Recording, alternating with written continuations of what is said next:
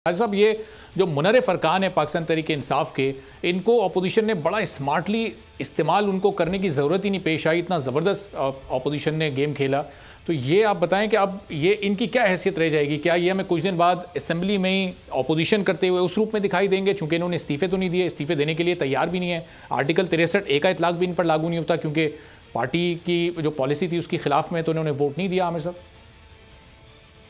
देखिए, बिल्कुल टेक्निकली अगर आप देखेंगे तो आर्टिकल 63A से ये जो वज़ीर आज़म साहब का वोट है, जैसे पहले वोट ऑफ नो कॉन्फिडेंस जो सा था, उसमें चूंकि इन्होंने वोट नहीं किया, अगर स्पीकर इन्हें भेजते भी हैं इनके खिलाफ रेफरेंस इलेक्शन कमीशन में, तो गालिबन वहां पे इनको सुनवाई होगी और ये उस तरीके से डिस्क्वालीफाई नहीं होंगे। हाँ, आज अगर अलबत्ता शाह महमूद कुरैशी साहब इलेक्शन लड़े होते और उसमें अगर ये ना आते या उनके हक में वोट ना देते तो फिर ये 100% डिस्क्वालीफाई हो जाने थे।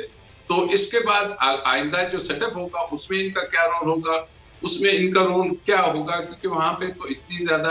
अब जमातें आ गई हैं कि वो किस को कहां पे इंटरटेन करेंगे, किसको, क्योंकि हम देख रहे थे कि जब ये बन रहा था सारा अलायंस तो मुख्तलिफ जो सियासी पार्टीज थी, खासकर बलूचिस्तान से बाप और वो, तो उन्होंने कहा कि जनाब हम देखेंगे कि हमें इधर क्या मिल रहा है और उधर क्या मिल रहा है। तो जब ये वो वाली सिचुएशन में आएंगे तो बड़ा मुश्किल हो जाएगा कि इनको कुछ मिले या इनको कोई ये, क्योंकि जाके इन्होंने अभी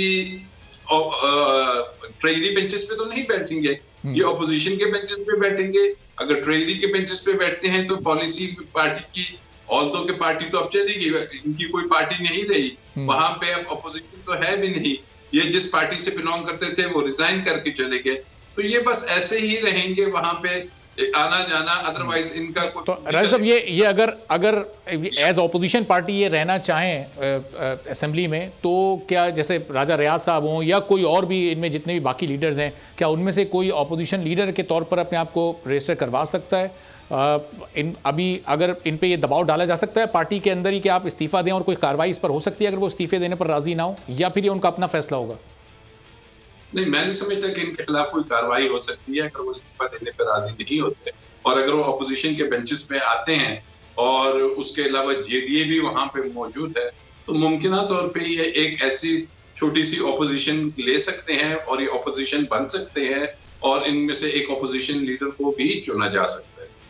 सही। तो अब इसका मतलब ये है कि ये मुनर्रिफ अरकान इस वक्त किसी भी कार्रवाई से बिल्कुल राजा साहब बच गए, और पाकिस्तान तहरीक इंसाफ आज जो असेंबलियों से इस्तीफे दे के चली गई, पॉलिटिकली ये एक स्मार्ट मूव है या फिर इनको असेंबलियों में ही रहना चाहिए था? इससे उनको अपने मुनर्रिफ अरकान को भी एक्सपोज करने और उनके खिलाफ कार्रवाई का ही मौका मिलता और फिर अपोजिशन भी ज़्यादा मौसर तरीके से कर सकते थे। इसका बड़ी डिटेल से मैं आपको जवाब दे सकता हूँ, लेकिन उससे पहले अभी जब आपने इंट्रो कराते हैं तो आप इंट्रो में कहते हैं नैब के प्रोसिक्यूटर। अब नैब के प्रोसिक्यूटर का इससे क्या काम? हाँ, जब मैं आप माहिर कानून, हम आपको माहिर कानून भी कहते हैं, वो मैं थोड़ा रवानी में कह रहा हूँ, आप लॉ एक्सपर्ट भी हैं। नाराज हो रहे हैं आमिर साहब, आमिर भाई नाराज हो रहे हैं। नहीं, आप लॉ एक्सपर्ट भी हैं, आपसे हम आपसे कानूनी राय जानने के लिए आपको हम दावत देते हैं कि बस वो जो गेस्ट लिस्ट आपके सामने रख देते हैं आपके स्टाफ और उसमें कुछ जो भी लिखा होता है आप उठा के बस बोल देते हैं। तो I want a correction next time. नहीं सर, आप बिल्कुल, ये मैंने आपका नाम खुद अपने हाथ से लिखा और आप ज़ाहिर आप माहिर कानून ही हैं, लेकिन वो चूंकि आपका एक प्रॉपर डेजिग्नेशन भी रहा है तो हम वो भी पोर्टफोलियो आपके साथ ऐड कर देते हैं। चलें, अब आ जाते हैं, आपका सवाल क्या था?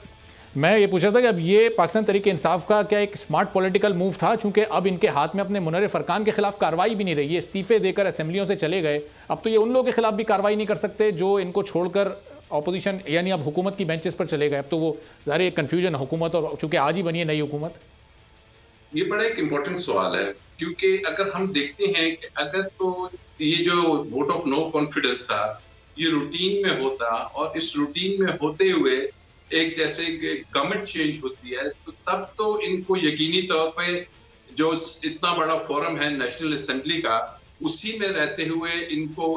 अपनी सियासत करनी चाहिए थी, और उसी में रहते हुए बहुत से मौके आते हैं कि जहां पे इतनी बड़ी ऑपोजिशन हो जो इनके पास 140-50 के नंबर हैं, तो उसका बहुत गहरा इम्पैक्ट पड़ता है। बहुत सी सिचुएशंस आती हैं जहां वेरियस अपॉइंटमेंट्स करनी होती है, कॉन्स्टिट्यूशनल और स्टैट्यूटरी अपॉइंटमेंट्स, उसमें लीडर ऑफ द ऑपोजिशन की चाहिए होती है कॉन्सेंट। लेकिन गालिबन वो ये समझ रहे हैं कि ये चूंकि सब कुछ जो हुआ ये नॉर्मल एक उसमें नहीं हुआ, तो ये उस नॉर्मल सिस्टम से निकल के अब ये कह रहे हैं कि हमने जो